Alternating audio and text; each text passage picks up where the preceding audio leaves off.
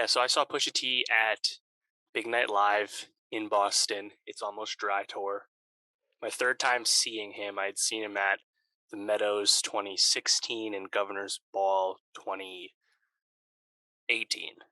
And so this is my first time seeing him on tour. Although when I did see him at Governor's Ball, it was his first show after he had dissed Drake with The Story of Adidon. And there's a lot of hype going into that set.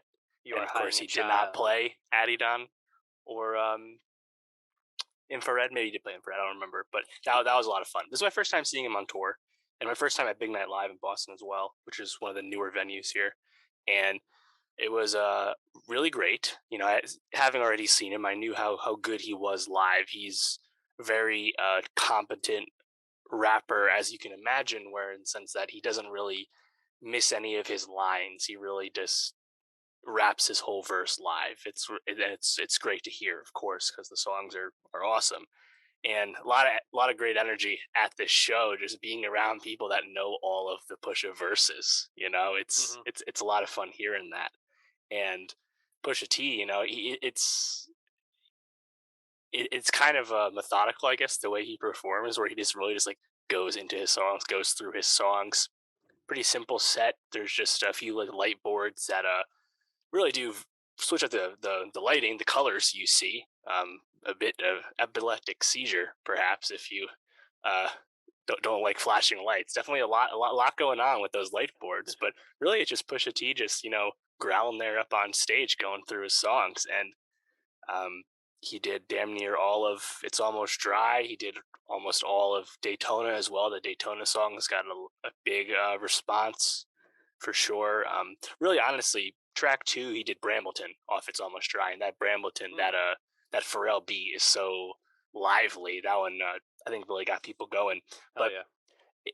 it's not a rap crowd that's like super like mosh heavy. Pusha T, even though like towards the end they were like telling people to open shit up, but like I think it's just like kind of like the clientele of people going to see a Pusha show. It's not like like kids going to see like Uzi or something where it wasn't rowdy. It was Yeah. packed. It was sold out for sure, but it wasn't rowdy. It was more people like vibing and just like and really enjoying the music, which is nice. I guess you're not fighting to keep your spot nearly as much, which is nice. Yeah. But What is his like most intense like moshiest song? I can't even think of one. yeah, that's the thing too, and like when I was trying to like decide like when am I gonna like take some videos, it's like it's not like there's any like standout like moment you would think of. It's like, oh, I gotta get this, because I know the crowd's gonna react this way. It's like Mhm. no, it's just like he's gonna play numbers on the boards. It's gonna be awesome. People are gonna like it. You I know, feel like whatever it is. the song I'd want to record would be like his verse from Runaway if he did it. Like get that, but Right. that's not a song that you're gonna like mosh and like knock people over to. Correct. So he does run away, and last time when I saw him when he does run away, he said the same thing. He's like, "I ain't singing. I ain't singing. You guys gotta do this because I'm not singing. No way." And then everyone has to sing the Kanye parts, and all the phones are definitely out for this. And then he does his verse, and we keep it moving, honestly. But yeah, I mean, like if you think about like the way he did the set, and you can look up the set list is pretty standard for this tour. Uh, he does like two separate encores, but like the encore songs are not even like songs we necessarily like think of Pusha first. It's like Mercy and Move Hmm. That Dope and Runaway and I Don't Like and also Grindin', of course, clips.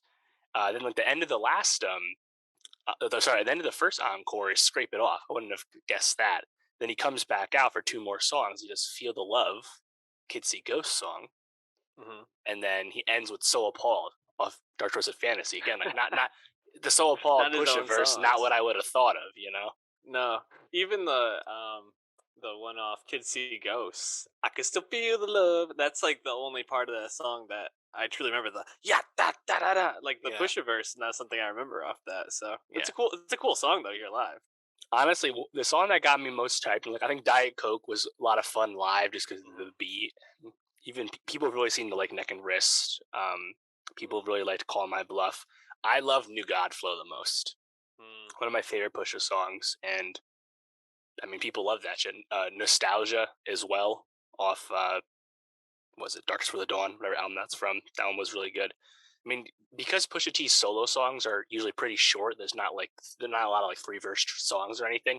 He ended up running up a lot of songs in like a 70-minute show. He did like over 25 songs, I think. So even though it Damn. wasn't the longest song I've ever seen, he still really kept it going. So a lot of fun.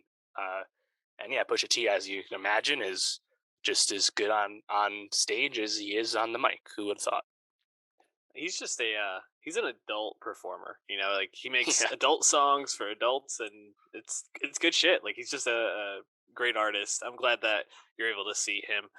Who do you have up next? Who's your next live show? Yeah, on July 1st, I'm seeing Joey Badass for his first show for this new tour he's doing, and the new album was supposed to come out this past weekend, and is now delayed a little bit due to apparently sample clearances. So he says. So either way, looking forward to that Joey show soon.